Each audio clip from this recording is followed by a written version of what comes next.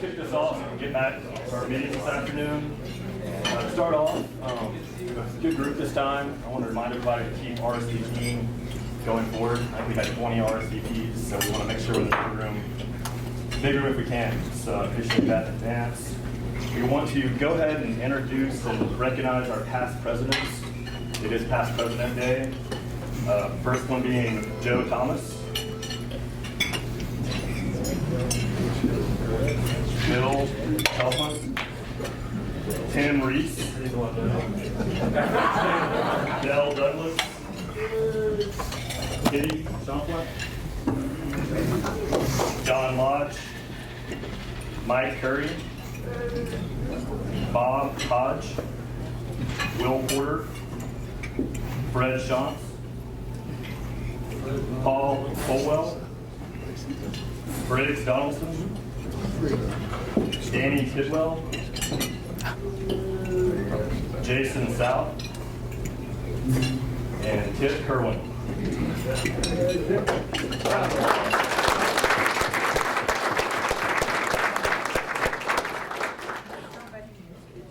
All right. Joining us today is Dan Cherkassky. Dan is a founding member of Dean Powell. He will be talking about the state plan. So, thank you for coming in. Angel, thank you. Awesome. Cool. How's everybody doing today? Everybody doing good? Good to be in Midland, Texas. My name is Dan Cherkassky, and I am an oil and gas attorney, and I'm also an estate planning attorney. And I have a few housekeeping items before we get started today. Number one, if anyone in this room has anything that rings, dings, dings, I'm talking about cell phones, iPads, maybe you even wanted to come here and you wanted to get your free continuing education credit, but you bought a Nintendo because you thought you were going to be bored today. If you guys could please turn those items to silent, that would be greatly appreciated. Item number two, I know a lot of you guys, Midland, it's a close group. Y'all know each other. Trust me, you're going to want to talk to each other while I'm talking. If y'all could please do me a favor and not talk to each other while I am talking, that would be greatly appreciated. Item number three, estate planning and oil and gas. All of you guys are in here, you're oil and gas professionals, but y'all don't know much about estate planning. So y'all are gonna wanna learn something today. If you could do me a favor, if you look down at your table, you're gonna see a pad of paper, you're gonna see some pens. Go ahead, write down any questions you might have, because afterwards I will be walking around, I'll be talking to people, I'll be coming to tables, I will be answering questions. So, with all that being said, as I said a second ago, my name is Dan Cherkassky, and I am an oil and gas and estate planning attorney. I grew up in Fort Worth. After growing up in Fort Worth, I went to a place called Austin College. Austin College is in Sherman, Texas, about 40 miles north of Dallas. After going to Austin College, I went to the University of Arkansas for law school. And guys, as much as I love SEC football, as much as I love calling the Hogs and the Ozark Mountains, and even the people of Arkansas, as the old saying goes, when I graduated from Arkansas, I did move back to Texas as fast as I could. And guys, I don't want y'all to judge me for this next comment, but I do live in Dallas. I live in Dallas, and I live with my 8-year-old son, Luke. And I don't know if anybody in this room knows what a primary parent is, but I'm the primary parent of my 8-year-old son, Luke. That means I'm with him every Monday night, every Tuesday night, every Wednesday night. He's with Mom on Thursday nights, and then we split time on the weekends. And my number one passion in my life right now is I coach all of my son's sports. And let me tell you, he's in every sport you can possibly imagine. Football, soccer, basketball. He's on the wrestling team, track, baseball, and in fact, he even plays lacrosse. Guys, I never played lacrosse in my entire life, but somehow I'm coaching this lacrosse team. That's a little bit about myself. Professionally speaking, I am a partner at the law firm of Dean Powell. I recognize a few faces around here today because at Dean Powell, we do both oil and gas and we do estate planning. Our principal office is in Fort Worth. We have 3 partners. We have Mr. Eric Dean. I've known Eric Dean for 25 years, and I've practiced law with him since 2007. In 2007, we were both working at a brokerage. At that brokerage, that's when we met our other partner, Katie Powell. The three of us, we've practiced law together and done land work since 2007. In 2011, we were working at a much larger law firm, and we became partners at that law firm. But in 2014, we decided we wanted to open up our own law firm because we wanted to have a little bit more freedom with our time, spend more time with our families, and do things in our unique way. And that's why we opened up the law firm of Dean Powell. At Dean Powell, we have the three partners, as I mentioned. We left my last name out of the law firm for obvious reasons. We have the attorneys that help us on a day-to-day basis and the administrative staff that helps us on a day-to-day basis. At our firm, as I mentioned earlier, we work with large oil and gas operators. We work with smaller operators. We work with a lot of people helping them with their estate planning issues. And we also work with banks, helping them with oil and gas matters within their trust department. And guys, what I'm here to do today is I want to take a snapshot of the trust in the wills and estate world that I work in, and I'm going to try and apply that to the oil and gas world that we work in here as well. I'm also going to be teaching you guys things that may apply to your own personal life and to your own families. And the things that we're going to be talking about today are this. We're going to talk about three big ticket items. The first big ticket item we're going to be talking about are wills and the probate process here in the state of Texas. With that being said, if I can just get a show of hands, who in this room actually has a will set in place? Quite impressive, quite a fair amount of room has a will set in place. Guys, as you hear me in this speech, I want you to know this. Having a will set in place is a step forward in the right direction for your own personal life, and it is a step forward in the right direction for anybody you work with in the oil and gas industry that works with minerals. But as I'm talking to you guys about wills, I'm be talking to you guys about the probate process. And what the probate process is, that is the judicial process, the process where a will has to go through the court system, and that will has to be approved by a judge in order for anything written in that will to actually come into fruition. And guys, it used to be in the state of Texas, if someone died with a will, their will did not have to go through the probate process. But now it does.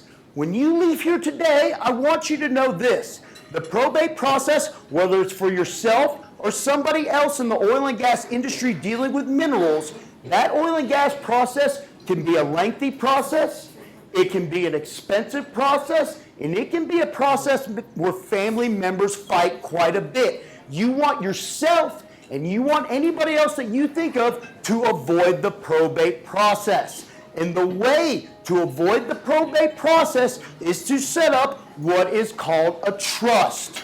Now, we're in here, we're in this room, a lot of people, y'all have seen a lot of trust documents over the years, I can only imagine. But guys, I don't want you to think that a trust is just for the uber wealthy, that it's only for the Kennedy family, or only for people that own lots of minerals all over West Texas. Guys, a trust is for everybody. A trust is the number one way that a family can avoid the probate process. And I don't know if you guys know who Susie Orman is. Susie Orman, she's a very famous financial planner. Susie says this: no matter what tax bracket a person is in, a person should have a trust set in place. So, what I'm going to do is, I'm going to give y'all examples of people dying and leaving just a will. Then I'm going to give you guys examples of people dying and actually having a trust set in place. And I'm going to tie that into oil and gas. Then after I do that, I'm going to talk to you guys a little bit about how you can apply those items, whether or not you work for an operator, whether or not you actually own your own minerals, or whether or not you want to be a mineral buyer, and how that would apply to you. And guys, the way I'm going to do that today is this. I'm not going to stand up here and talk like I'm an all-knowing professor and say, hey, This is probate code 12B6. You better write that down. I'm not going to talk to you guys that way. As you can tell, I don't have a projection screen behind me. I'm not going to show y'all pictures of my son or bore you guys with cartoons that I think are funny. What I'm going to do today is this. I'm going to tell you guys real life stories. These are real stories that actually happen to clients of ours that relate to both oil and gas and also relate to estate planning. And what I want you to do is, I want you guys to take these stories in, and I want to have you apply them either to yourselves in your own personal life, or apply them to your job, or apply them to anybody that you may know that actually owns minerals or any oil and gas interests. So, with that being said, I'm going to go ahead and I'm going to walk into our first story. Our first story, I call it Erin's story. One night, many years ago, Erin and her mother Deborah, they were doing what they did best, their unique talent. They were sitting around the house and they were polishing off a couple of bottles of wine. While they were polishing off those couple of bottles of wine, Deborah, the mother, she said this. She says, Erin, I don't want to have this conversation, and I doubt that you want to have this conversation. But what I've done is I've gone on to LegalZoom. And I've prepared a will. And in this will, Erin, I have named you the executrix of the estate. Now, for those of y'all unfamiliar with the term, when somebody has a will, and in that will, they have to list somebody to be in charge of that estate after they pass away. If it is a male, they're called an executor. If it's a female, they're called an executrix. Guys, in my story, Erin is a female, but I don't want to have to say executrix 95 times today. It's harder to say than my own last name. So, for the purposes of this story, Erin will be known as the executor of Deborah's estate. So back to our story. Deborah, she's went ahead, she's gone, and she's drafted a will on LegalZoom. And all she wants after she passes away is for her estate to get split 50% to Erin and 50% to Erin's sister Shay. Seems pretty simple. So Erin, once she takes in this information, she says this. She says, Mom, you're right about something. I don't want to have this conversation.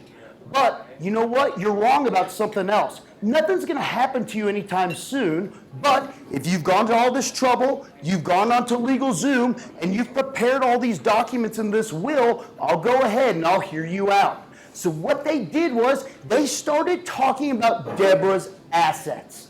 Deborah, she had a bank account at Bank of America. She had a bank account at Chase Bank. She had a bank account at the local bank there in the town. She also had her house, her homestead, completely paid off.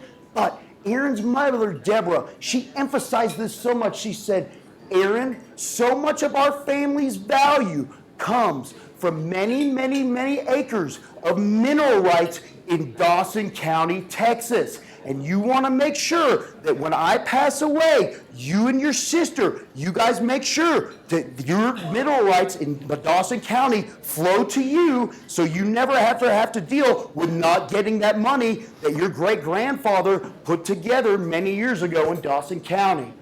So Erin and her mother, Deborah, they finished drinking the wine. After they finished drinking the wine, Deborah left. And once Deborah left, Erin did what I would have done and what I'm guessing a majority of you in this room would have done. She took a copy of her mother's will, she opened up a drawer, she put the will in the drawer, she shut the drawer, and she thought to herself, I'm not seeing that thing anytime soon. Guys, 6 months go by. After 6 months, sadly, all of a sudden, Deborah does pass away.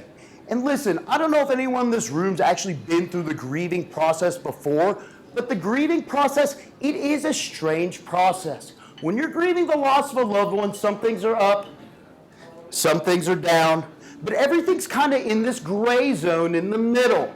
And the last thing anyone should ever be thinking about when they're grieving the loss of a loved one, they shouldn't be thinking about, what do I do with the estate of the person that passed away? It just shouldn't occur to anybody. So Erin, she takes a couple of days for herself. She goes ahead, she puts herself together, and she goes to the local funeral home there in town. She goes to the funeral home. She wants to have a celebration of her mother's life. The people at the funeral home, they walk her through what's going to happen on that day. And then they say this. They say, Aaron, in order to secure everything for your mother's funeral, we're going to need $18,000. And Aaron thinks to herself, $18,000? She just doesn't have that money lying around for her mother's funeral. But she remembers this. She remembers she's got a copy of her mother's will. She's the executor of her mother's estate. So she says, guys, listen, hold everything in place. I'll be back later this afternoon, and I'll have a cashier's check for you for $18,000. So Erin, she goes ahead, she goes to her house, she opens up a drawer, she pulls out a copy of her mother's will, and she goes ahead and she goes to Bank of America. She goes to Bank of America, she has a copy of the will, she explains the situation and the story, and they say this.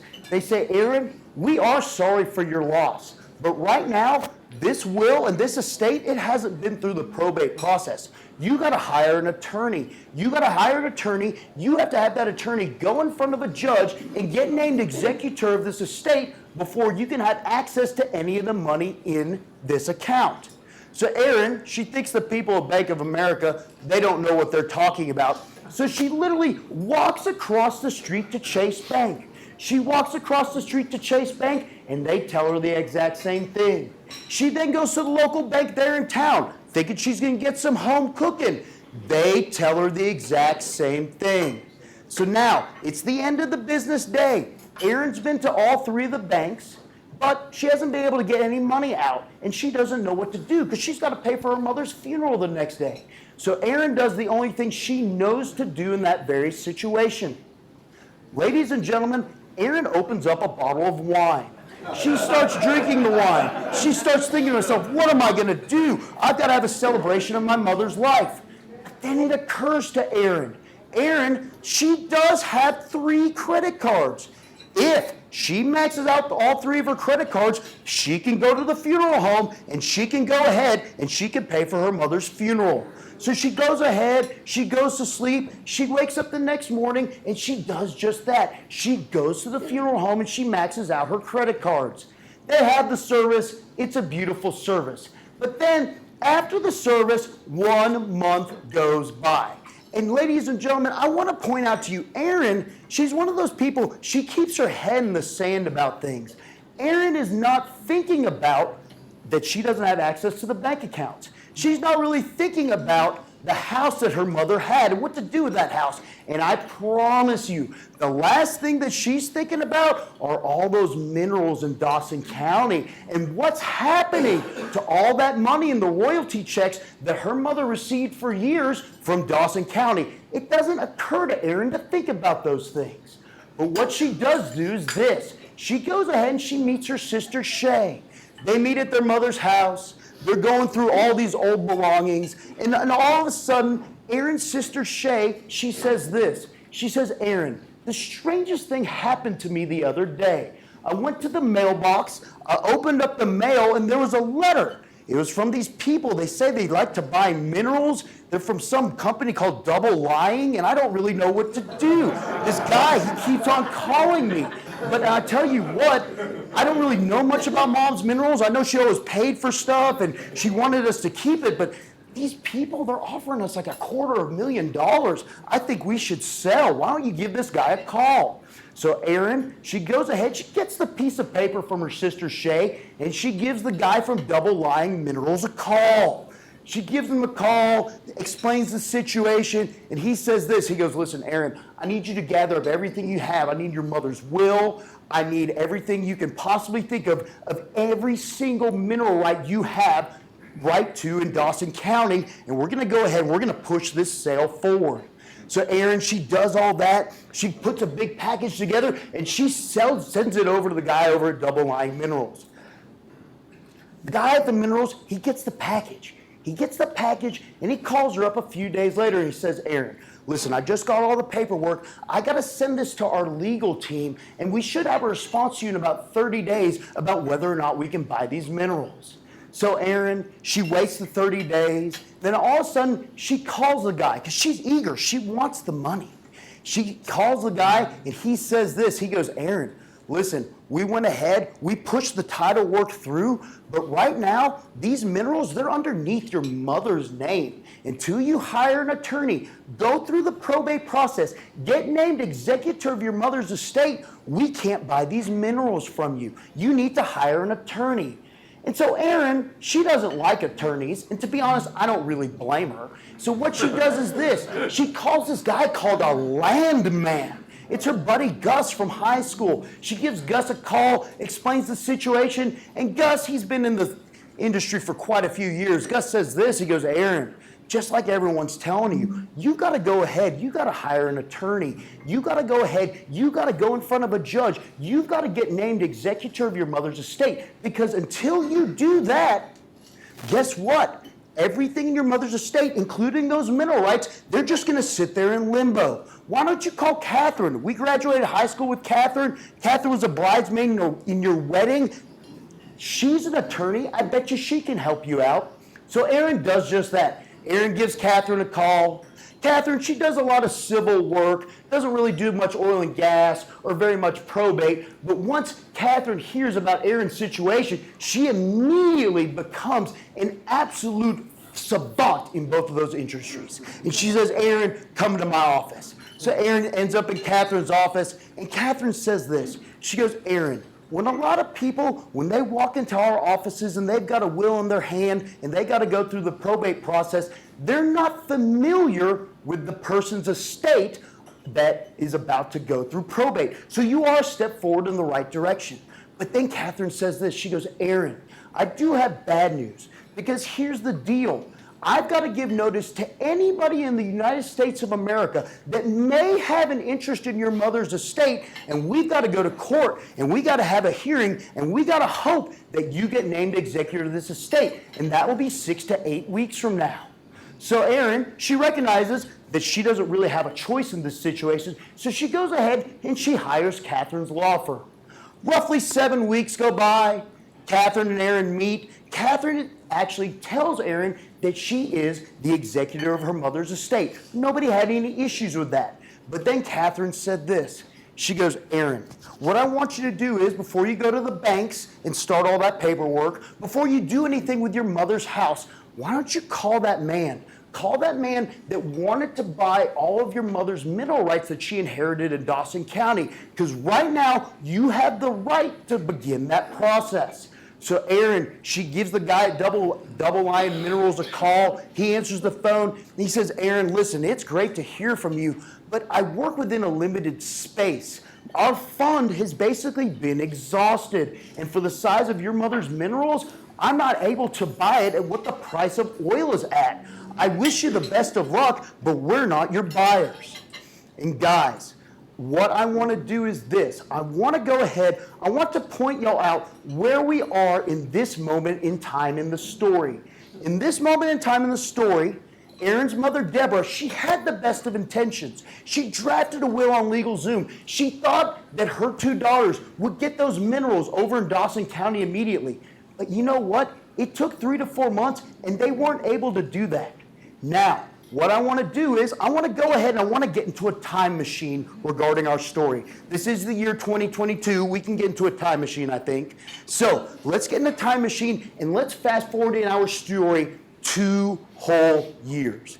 Guys, during the course of 2 years, Erin and her sister Shay, they argue about the bank accounts. They argue about the sale of their mother's property. But the number one thing they argue about, and I bet you can guess it is, they argue about what to do with the mineral rights in Dawson County. They argue about, should we sell them? Should we keep on getting the money? What should we do? And guys, they cannot close out their mother's estate till they become to a final determination of what they want to do with those minerals. So finally, they decide they want to sell the minerals, and they finally find a buyer to buy those minerals. He buys the minerals, but I want to remind something to you guys. Erin, she's one of those people, she keeps her head in the sand. Not during once of the 2 years did Erin ever say to Catherine, hey, Catherine, how much is your law firm charging me to help with the sale of my mother's minerals and to help with the probate process? Can I maybe get an invoice of how much money you guys have spent on this process? So Erin, she walks to the mail one day. She goes to the mailbox. She opens up the mailbox. She gets out this envelope.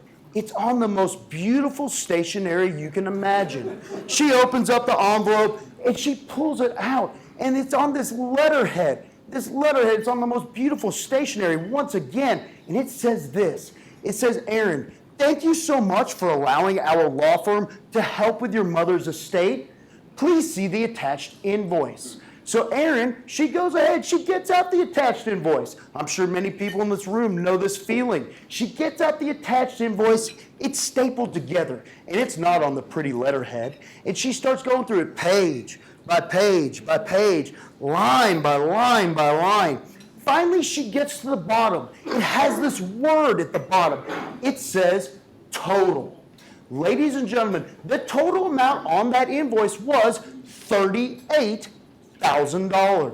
And Erin thinks to herself, $38,000?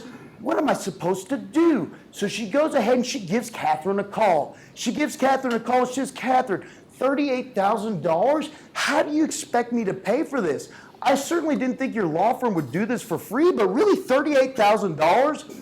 And then Catherine says this. She goes, Erin, you put us in charge of your mother's minerals. You wanted us to get you the best deal that we could possibly get. In addition to that, we were in and out of probate court all the time because we had to deal with you and your sister arguing. I've talked to my partners, and $38,000 is the least expensive I could get this bill to be. So Erin, not being much of one for confrontation, she takes $38,000 from the sale of the minerals and she pays Catherine's law firm. And guys, that's how Erin ended up in my office. Because Erin ended up in my office because her and her sister Shay, they only sold 50% of their mineral rights. So they had another 50% of the mineral rights that they wanted to keep within the family. And she said this, she said, Dan, if my mother would have known that there would have been an easier way to set things up for me and my sister, she would have done that. She wouldn't have had us argue and fight and bicker. We would have had immediate access to the minerals. We could have sold them at the very time we wanted to sold them. And I tell you what, Dan, we just don't want that to happen for our children. And guys, when a lot of people, when they walk into my office and they've got a will in their hand and they're about to go through the probate process, they always ask me two questions. The first question they ask me is this. They say, Dan, how long is this process going to take? And I give them the most terrible answer ever. I say this, I say, I don't know.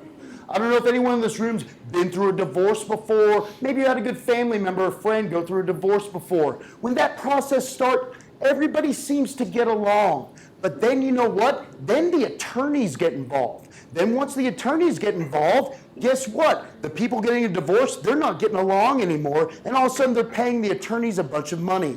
Guys, same thing happens in probate matters. A lot of people think when they pass away, brothers and sisters aren't going to fight. They don't think family members are going to fight over things. But guess what? In probate court, everyone does get their day in court. And a lot of time, people do fight over things. And when people are fighting over things, guess what? It's the attorneys that are getting paid instead of the estate getting split up the way it should get split up. So guys, just to give you an idea for both yourself and your personal life, and to advise any landowners that you work with or any mineral buyers that you want to buy minerals from, I want to tell you about two studies. The first study was done by the state of Texas. In the state of Texas, they were able to do this study because once your estate goes through probate, every single item in your estate that's going through probate becomes a public record. I like to point that out because a lot of people feel uncomfortable about that. So the state of Texas, they did a study and they found out that an estate with an average value of $250,000 for that estate to go through probate costs $12,000 to $15,000. And guys, I know I'm here, I'm in Permian Basin. I know we're talking with the states that have a lot higher value than $250,000. And another thing I want to point out to you, one estate can go through the probate process not once, but twice. Great example of that is this. Husband passes away, now the wife, even though it's community property, she's got to go through the probate process. Then, after both husband and wife pass away, now the children, they've got to go through the probate process. So that's one estate going through the probate process not once, but twice. So now, I want you to think about this. I want you to either think about the value of your own estate and keep that in your head, or maybe think about the general value of an estate of somebody that owns lots of minerals that you work with, whether or not you're a landman at a large company helping out with a unit, or whether or not you're maybe a mineral buyer trying to purchase some minerals. And I want to hear you, I want you to listen to me about this next study. This next study was done by the AARP. And the AARP did this study all over the United States of America, and they came up with this figure. The average cost for an estate to go through the probate process here in the United States of America is 5 to 10% of the value of that estate. And as you can imagine, that money can add up very quickly. And one thing I want to remind you, one estate can go through the probate process not once, but twice. So guys, that was my first story. That's my first story to show you guys what it is like when an estate goes through the probate process, when that estate only has a will set in place regarding the estate plan and the flow of the estate after a person passes away. Now, I want you to remember how much trouble Erin and her sister Shay had when their mother Deborah left them with just a will. And now, I want you to hear me on my second story. My second story, I call it Rob and Lynn's story. Many years ago, Rob and Lynn, they walked into my office. I said, hey guys, what brings you in here today? And Rob was not a shy gentleman, former military man. He said this.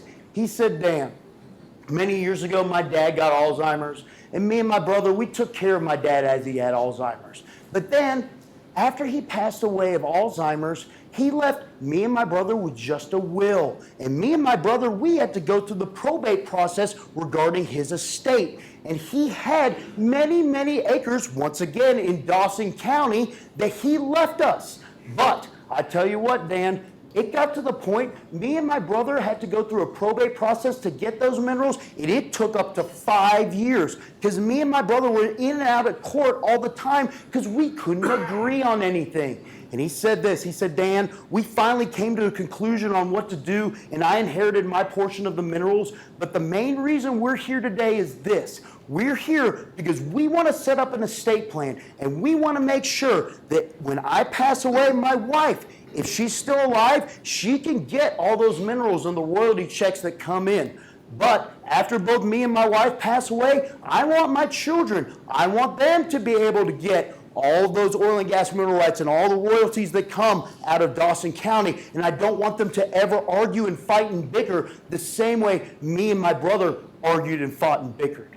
So I said this, I said, Rob, that's super simple. What I want to do is I want to analyze everything you have in your estate, and what we want to do is we want to go ahead and we want to take all the assets in the estate that would go through the probate process, including those assets in Dawson County being the mineral rights, and we want to go ahead and we want to put those into a trust. And we have two possible trusts. We can do a revocable trust, which means we can make changes anytime.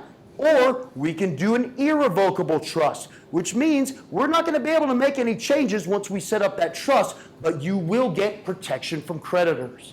So we talked things out, and Rob and Lynn, they decided they wanted to put all their assets into a revocable trust to make sure all those assets never went through probate. So then I said this, okay guys, we've decided we want to do this revocable trust, but what we got to do is we now have to name the trust. And here in the state of Texas, you can name a trust anything you want. I like to give this example. I was working with a family. They were out of Tarrant County. They liked play on words. They were kind of a witty family. They took an old MC Hammer song. Y'all might be familiar with this song. It's called You Can't Touch This. And they went ahead and they named their trust, You Can't Trust This. You can name a trust whatever you want. But then I said this, I said, guys, after we name the trust, we want to go ahead and we want to name trustees of the trust. These are the people that are going to control the assets in the trust. They might not necessarily inherit what's in the trust, but they're going to control the assets that are in the trust. And I said this, I said, Rob and Lynn, you guys are a married couple. You seem to get along. I recommend we set you guys up as co-trustees of the trust.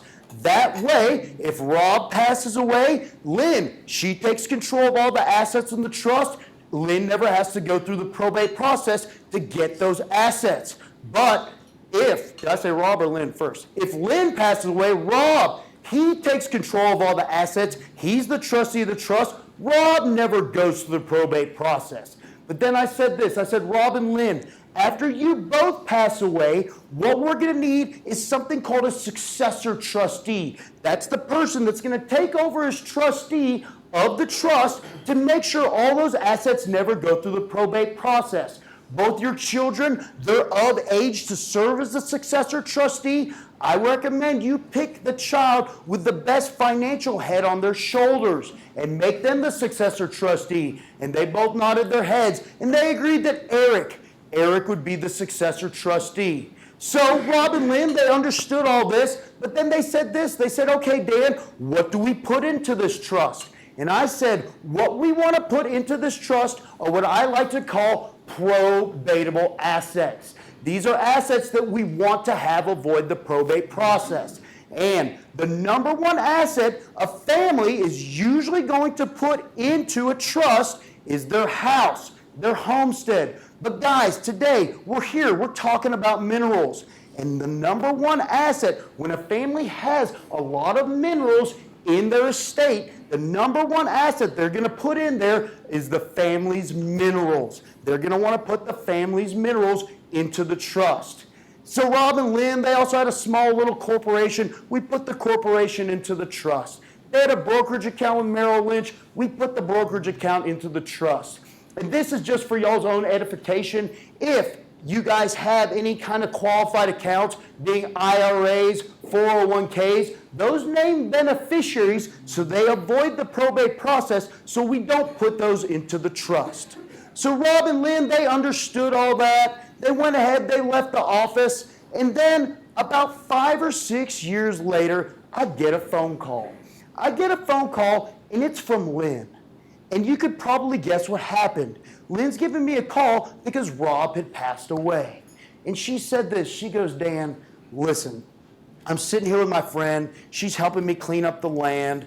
And I tell you what, Rob, it was his family's minerals that came from Dawson County. And every month we got this huge check. And I tell you what, I don't know what to do because Rob's no longer around and he handled all that stuff for the family. And we really need a bunch of money, all that money that was coming in from the oil and gas operator. And I'll be honest with you, Dan, I don't know what to do in this situation.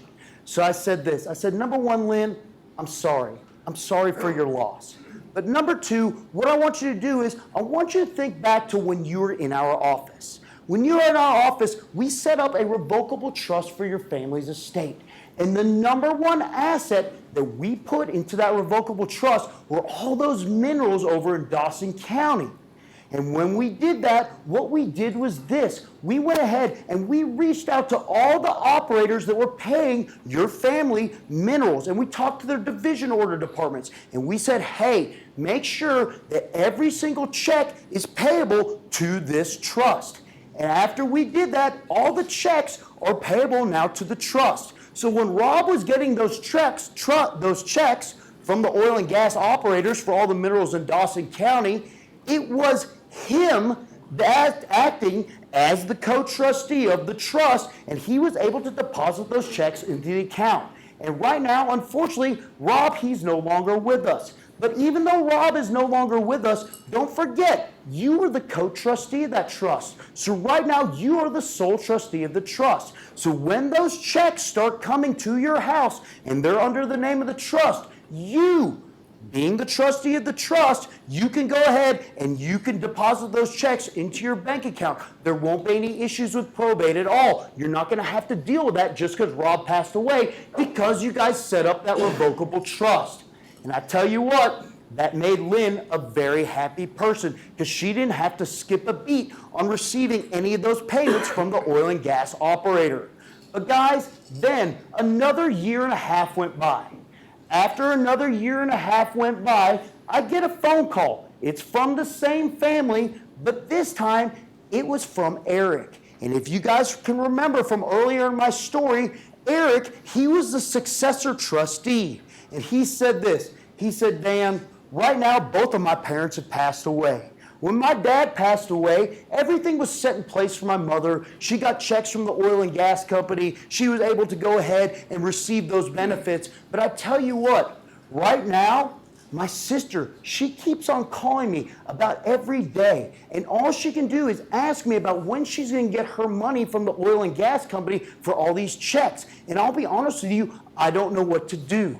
So then I told Eric this. I go, Eric, right now you are the successor trustee of the trust. You are actually now the trustee of the trust. And since you are the trustee of the trust, you can go ahead and you can get those checks and you can deposit them into account, and then according to the verbiage of your trust, you can take your sister's portion of the trust, your sister's portion of the checks and pay her, or you can take your portions of the check and pay yourself. Your family's not going to skip a beat because your parents, they thought ahead and they went ahead and they put those mineral rights into the trust. And guess what? Eric, he went ahead, he did that, and him and his sister, they never argued. They never fought. They never bickered. They never argued and fought the way, from our first story, Aaron and her sister Shay fought. They never fought the way him and his dad, Rob, and his brother fought. And guys, they were able to accomplish that goal by getting all those mineral rights and getting all those royalties plain and simply because their parents set up a trust for their family. Guys, that is the power of setting up a trust. Whether it's for yourself in this room, and I know everyone in this room, you all look like you have family members and you got people that you want to take care of, or maybe you go ahead and you're a landman and you've got a unit and you see in your unit you've got some people in there and they've got a lot of mineral rights and you don't want to have to deal with the headache of title after they pass away to make sure they get paid out and don't have to put stuff into receivership. Guys, that is the power of taking mineral rights and putting them into a trust versus going ahead and having those mineral rights go through the probate process. So guys, I've just shown you the two differences in those stories. And what I want to do is I just want to emphasize two more things before I wrap things up. Number one, whether it's for yourself or whether for somebody you're working with or somebody here in the Midland Permian Basin area, if you know that they have mineral rights and it's a substantial amount of mineral rights, or maybe it's not so substantial, please have them. Go ahead, put those rights into the trust because it's going to make things so much easier for the operations side of oil and gas, and it's also going to make things so much easier for the people that actually have those mineral rights. So guys, what I want to do right now, I want to thank you for your time. I'm going to go around. If you want to stick around, ask me any questions, I'll go ahead and answer any questions. Thank you for letting me come in, and thank you for letting me talk to you today. Thank y'all so much.